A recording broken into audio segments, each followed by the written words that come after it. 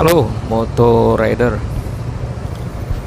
Menyambung pembahasan sebelumnya ya, untuk jual beli motor online.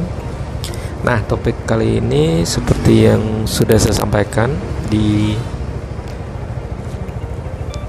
channel, di konten sebelumnya ya, kawan-kawan Moto Rider.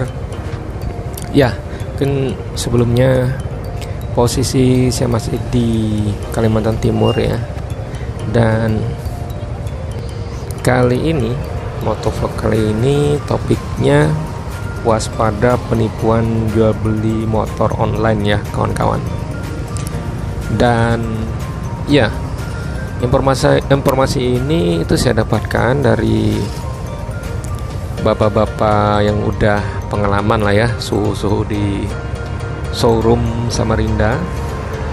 Ya, antara sumber saya itu dari Bengawan Motor ya, Pak Wawan, Pak Imam, kemudian juga di Takim Jaya Motor itu dengan Bang Luki. Ya, jadi dari informasi beliau yang di-sharingkan itu waspada ya kawan-kawannya. Sekali lagi waspada ya, modus penipuan ya, bahkan motor bisa dibawa lari nih kawan-kawan, jadi ekstra waspada. Nah, beberapa kejadian nih ya kawan-kawan. Itu yang pertama, setelah kita kenal ya dengan seseorang lewat telepon ya.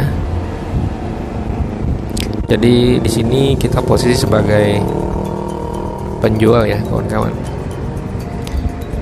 Jadi ini kejadian sekali lagi yang pernah di-sharingkan oleh Susu Showroom di Samarinda. Jadi ceritanya setelah komunikasi lewat telepon, ketemu, cek motor ya. Kemudian sebagai penjual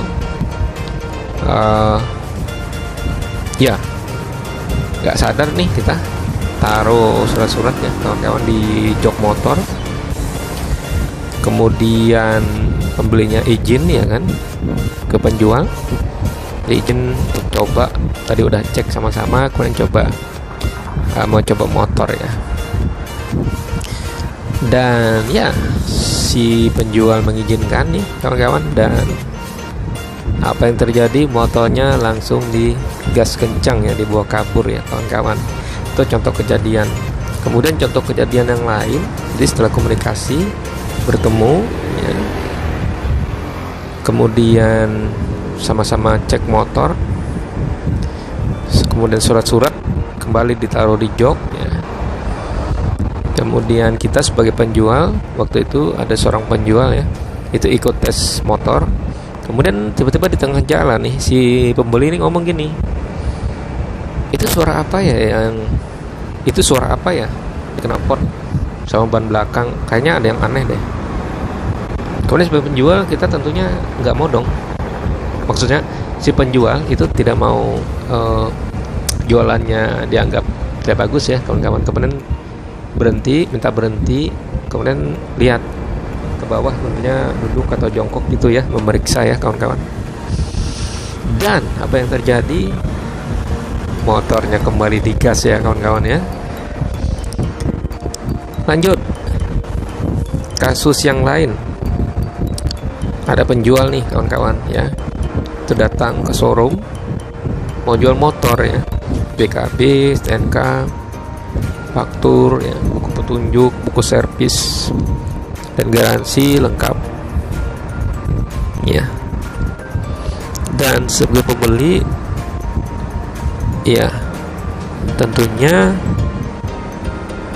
dengan melihat kelengkapan tadi ya kawan-kawan, itu yakin ya, wah ini pemilik sah, walaupun pemilik kedua mungkin ya. Nah di sini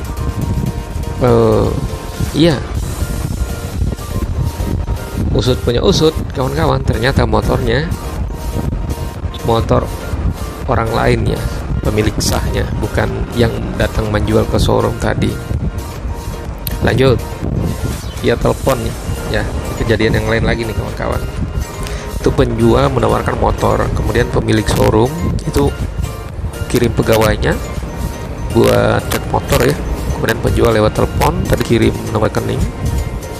Setelah transfer ternyata bukan nomor rekening pemilik sah yang ada di lokasi motor ya, beserta karyawannya tadi atau pegawainya tadi. Jadi pemilik motor yang sedang menemani showroom, karyawan atau pegawai showroom tadi cek motor sama-sama, itu ngerasa tidak ada transfer uang ya buat motornya tadi. Jadi miskomunikasi antara pemilik showroom dan pegawainya ya. Jadi tidak memastikan kalau rekening yang di WA sama penjual lewat telepon dan WA tadi itu betul-betul pemilik sah dari motor yang sedang dicek ya.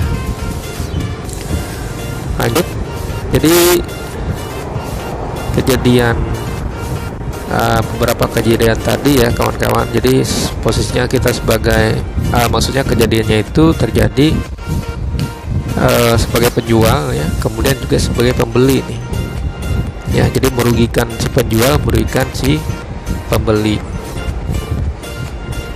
Nah, dari 4 kejadian tadi ya kawan-kawan, itu sarannya itu yang pertama sebagai penjual. Jadi setelah komunikasi ya, kalau dengan perorangan pastikan sebelum membeli itu betul-betul dicek ya kawan-kawannya.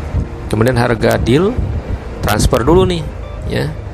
Kalau misal setelah tes motor nggak deal, ya sudah transfer balik biayanya. Kemudian jangan lupa foto ya pembeli sebelum tes motornya. Kalau di showroom di Samarinda ya, di salah satu showroom itu memang disediakan tempat khusus ya kawan-kawan. Jadi tidak diperkenankan untuk mengetes unit, test drive gitu di luar ya. Jadi ada tempat tertutup untuk test drive-nya, untuk keamanan motornya ya kawan-kawan, kemudian pastinya dijaga. Nah, selanjutnya sebagai pembeli nih, sumbang sarannya itu sebelum cek unit dan test drive itu pastikan penjual adalah pemilik sah ya. Kalaupun surat-surat belum balik nama, itu cek kwitansi bermaterai ya. Kemudian kapan perlu nomor HP pemilik sebelumnya itu kita telepon ya, kita pastikan lagi. Setelah pasti pemilik sah, bayar cash, transfer ke orang atau penjual ya, rekening pemilik sahnya. Jadi betul-betul harus hati-hati nih kawan-kawan ya untuk jual beli motor online ya. Jadi waspada penipuan nih ya. Waspada penipuan di jual beli motor online. Ya. Dengan beberapa kejadian ini ya, begitu saya disampaikan, di-sharing oleh bapak-bapak di showroom yang ada di Samarinda, itu sempat lemes juga ya kawan-kawan. Karena belum terpikirkan tuh oleh saya ya. Berarti 3 unit yang saya jual sebelumnya itu Spin 2010, NMAX 2019 sama XMAX 2019 itu keberuntungan saya nih, masih aman ya unitnya ya. Karena setelah saya pikir-pikir mungkin saja itu dibawa lari oleh orang ya kawan-kawan. Jadi harus ekstra waspada ya kawan-kawan, ekstra hati-hati. Baik kita sebagai penjual, iya sebagai penjual ataupun pembeli, itu kita perlu ekstra waspada ya kawan-kawan, ekstra hati-hati. Ya, mungkin untuk sharing kali ini ya, topik waspada penipuan jual beli motor online, itu saja yang bisa saya sampaikan. Terima kasih buat waktunya kawan-kawan. Saya doakan sehat dan sukses selalu. Terima kasih.